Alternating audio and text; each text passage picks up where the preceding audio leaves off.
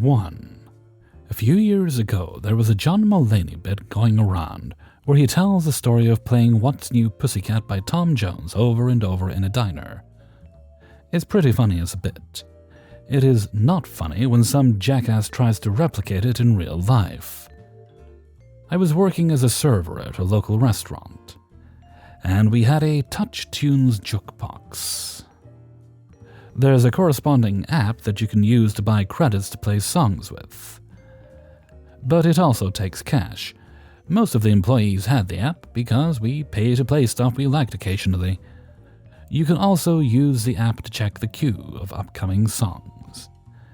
It was about 8 p.m. and really busy on a weekend night. I was running around like crazy when I heard, "What's New, Pussycat? Whoa, whoa, whoa, whoa," play on the speakers. I immediately thought, please don't be what I think this is. I opened the Touch Tunes app and saw it was in the queue over and over at least 10 times. I was tired, my feet hurt, and I was not in the mood to hear this god-awful song more than once. I look over at the bar and saw these two idiot bros sitting there with shit-eating grins. Bartender confirmed they had just gotten a bunch of ones in change before going to the jukebox, if I recall correctly. It was $1 for 2 credits, and most songs took 2 credits. I don't know how much money they spent. What they didn't know is that there's a FastPass feature that's only on the app. For double credits, you can jump your song to the front of the queue. I bought some credits and FastPassed a 15-minute Miles Davis song the bartender plays sometimes while cleaning. The looks on their faces were priceless when the song ended unceremoniously, and the next one played instead of starting over. They asked the bartender if the jukebox was broken. He left the bar and pretended to go check it. "It seems to be doing fine." I knew once Miles Davis ended, their Tom Jones queue would start back up, so I fast-passed MacArthur Park by Richard Harris, which is a notoriously bad song and is 8 minutes long. I unironically love it. Miles Davis ended, Richard Harris began. "Spring was never waiting for us, girl. It ran one step ahead as we followed in the dance." And the bros were bewildered. They walked back over to the jukebox and started feeding more money into it. Meanwhile, I started Googling longest songs ever recorded. These fuckers stayed for hours. I kept queuing up the longest songs I could find. Tubular Bells made a couple of appearances. They asked the bartender again if the jukebox worked, and he just said, "Yeah, man, I don't know why I won't play your song." I think they figured out someone was messing with them, but couldn't figure out how. They did not suspect the random waitress who kept ducking into the server station to check her phone. One of them eventually gave up and left after an hour, but his friend stayed, looking more and more crestfallen with each new song that played. He stopped eating and drinking. He didn't interact with the other patrons at the bar around him. He just stared at the jukebox. He was the last customer out the door when we locked up at 11. After that, I cut the speakers and let Tom Jones play silently. Anyway, John Mulaney owes me like $36. 2. Buckle up, bitches. This is one of my favorite quitting stories. No, I did not flip a table. No, I did not tell my boss to stick it. But instead, I beat them at their own game. My work doesn't pay overtime or holiday pay, which is highly illegal where I am. When I finally quit, among many, many other reasons, most of which was a huge lack of respect despite bending over backwards for the company, I was planning on writing a formal letter, signing it and all, but of course, I got a last-minute custom cake order and only got the reference photo 1.5 hours before pickup. This is like every fucking cake I do, such a garbage system. I had it and sent a text to both my manager, who I actually like, and my general manager, a 23-year-old know-it-all who doesn't actually know shit. No reply all day. The audacity. Until finally, around 2 p.m., general manager came downstairs and brought me into the office. He asked why I was quitting, so I told him everything. Every time of disrespect. Every awful aspect of their trash order system. Every rude and unnecessary comment from the owner. The expectations that the employees are to be essentially broken down into submission. As if it's Nazi Germany. Yes, I said this word for word. Among my many complaints, and very valid ones, I said it's BS we don't get holiday pay, as it's illegal not to be paid holiday pay.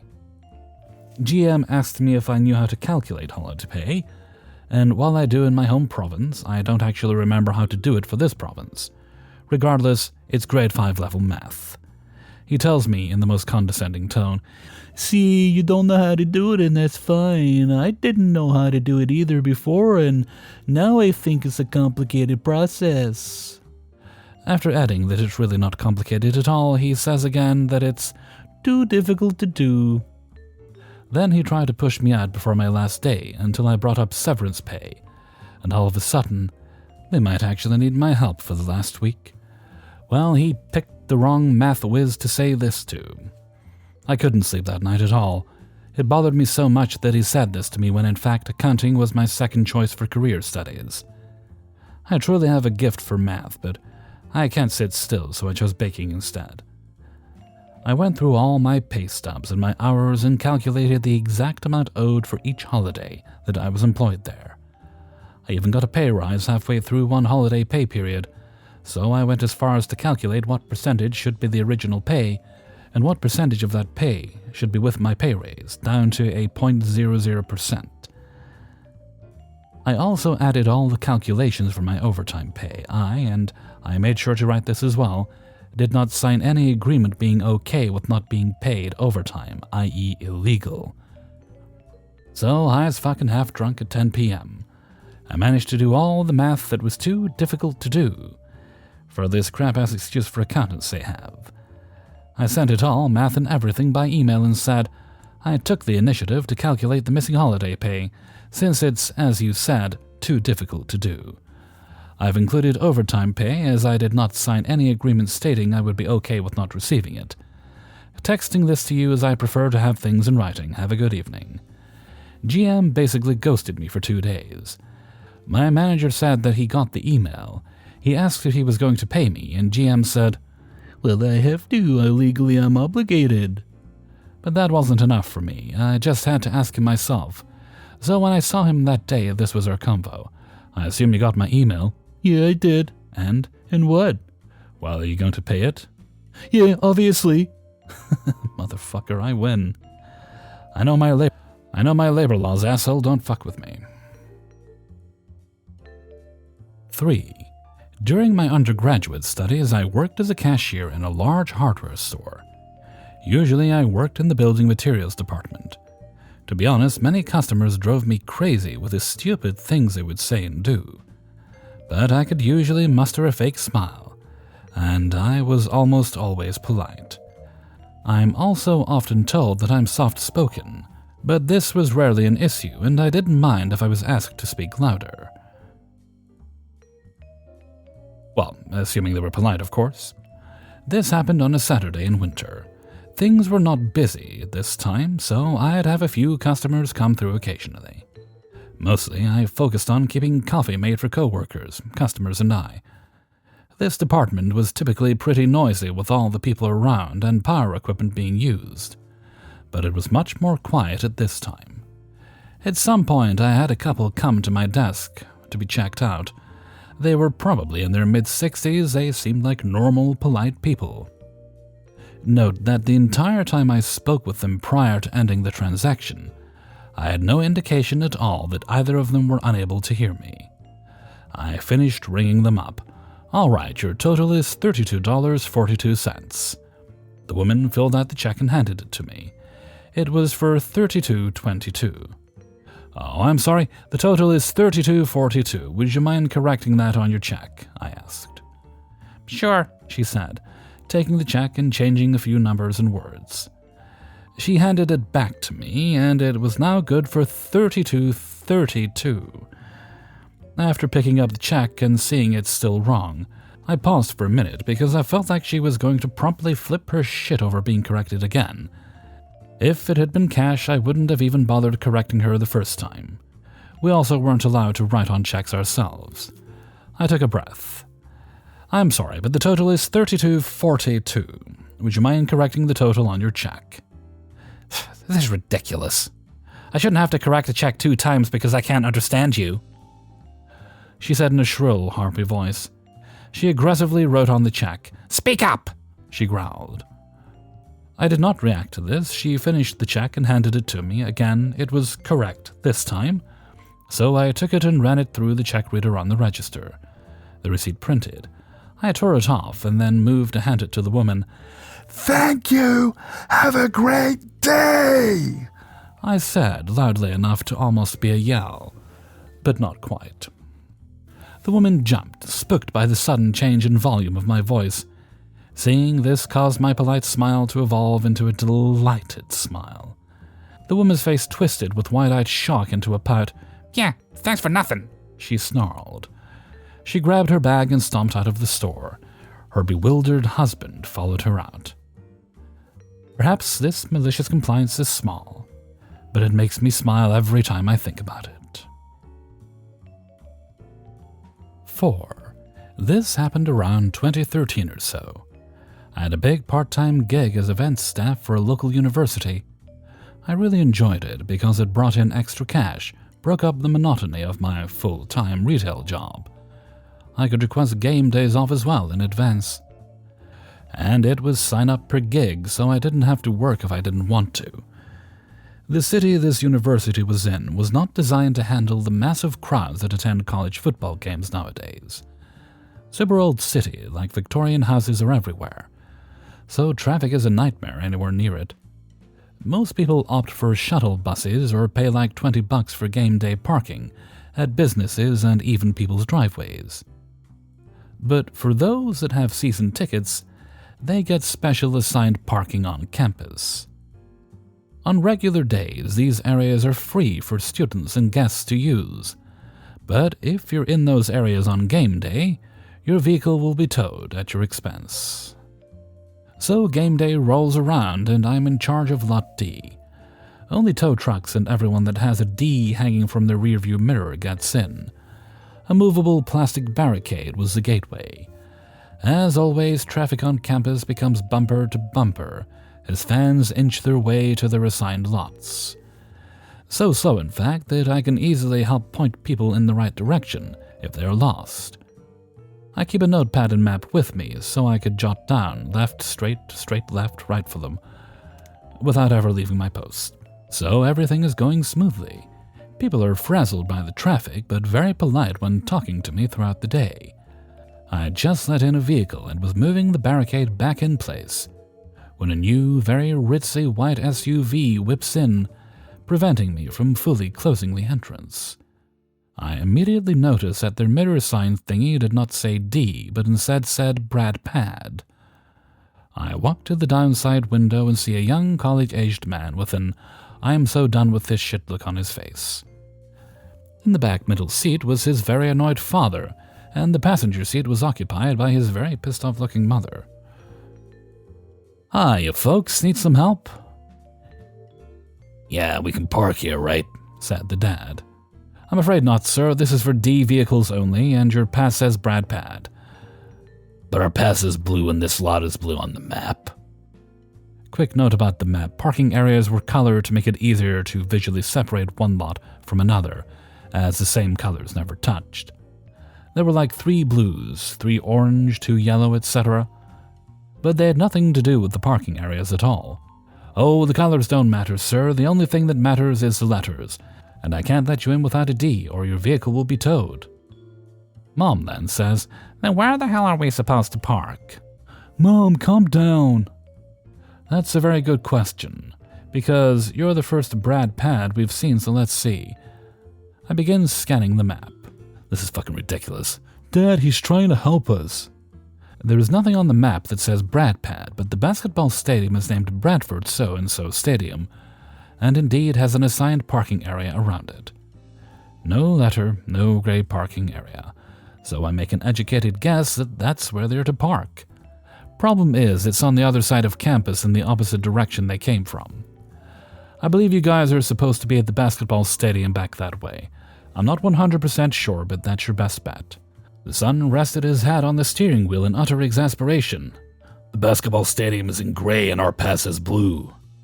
Sir, the colors do not matter. I have no idea why the university thought the colors were a good idea, but all that matters is what your pass says, not what color it is.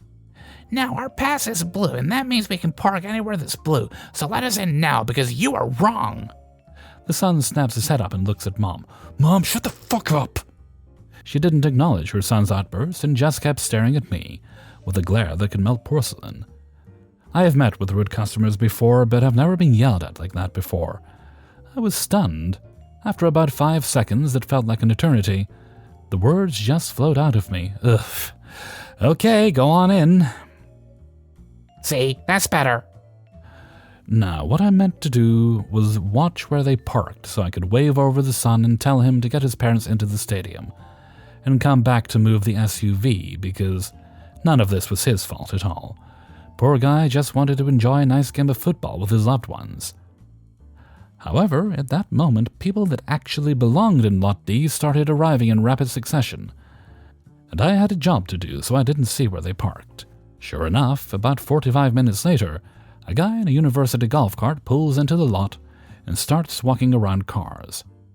30 minutes after that, 3 tow trucks come rolling in, each with different company names on them. 2 students' cars were removed, as well as a new, ritzy white SUV. I watched as he towed it down the street, Brad Pad sign dangling from the rearview mirror. About 30 minutes after the game started, the barricade was taken down, and I was picked up by an event staff truck so we could start picking up traffic cones. So I never got to see the unfettered rage that those people had to be in when the game was over. Also, the university does not keep track of what company tows what vehicle, so I'm sure that was even more fuel for the fire. After that day, I found a better job that paid more for 40 hours and paid overtime. So that was my last event staff gig. To the college guy driving that day, if you're listening to this, I'm very sorry your SUV was towed, but I hope that your parents paid to get it out of hock for you and learned something that day. 5. If you ever get a call from this company, don't believe a word out of them. They're not a legitimate company, they're just trying to get money out of you and screw you over. So, starting like 4 or 5 years ago, I've been getting regular calls from people claiming they can help me save money on my car insurance. It was usually daily, but sometimes just 2 or 3 times a week, never less. It was never a multiple times a day thing. When they first called me, I didn't even have a license yet. I thought it was just a genuine mistake on their end rather than a scam. At the time, I didn't have a phone that alerted me about potential spam or scam calls. So I informed them that I did not have a license yet, let alone car insurance, and they immediately hung up on me. No apology, no acknowledgement, nothing. Figured whatever, that's fine. Then they just kept calling every day after that. So I kept telling them, hey, please delete my number. I don't have a license or car insurance. Every time they either said okay or hung up the phone and just hung up on me. After that, I would just ignore every call until finally blocking the number altogether. It worked for a few days before they started from a different number. Blocked it, but they just called from new numbers. I alternated between telling them my usual, no license, delete my number, or just ignoring. Eventually, the daily calls were always from a different number. So blocking stopped doing any good. Soon I got a phone with a new number, hoping it would end, but it didn't. They called my new number. Just kept calling. Again, this went on for years. Blocking didn't help, ignoring didn't help. About 2 days ago, they called again, and of course, I've learned nothing I do is going to stop them at this point, so I answered it, and just pterodactyl screeched into the phone before hanging up. Then they did something new. They called back. That's what did it for me, I guess, because I was genuinely pissed. I answered and asked who they were trying to call. Hi, my name is Andy from Consumer Service. I'm trying to help save you money on your car insurance. Not what I asked. Who are you trying to call? I don't know. All we have on file is a number. We don't have specifics. So you're trying to save me money on my car insurance, but you don't even know who I am. You have my number. That's already pretty specific. She hangs up. I call back. Same person answers. Same lisp, same accent, same voice. Hi, this is Sophia. Who am I speaking with?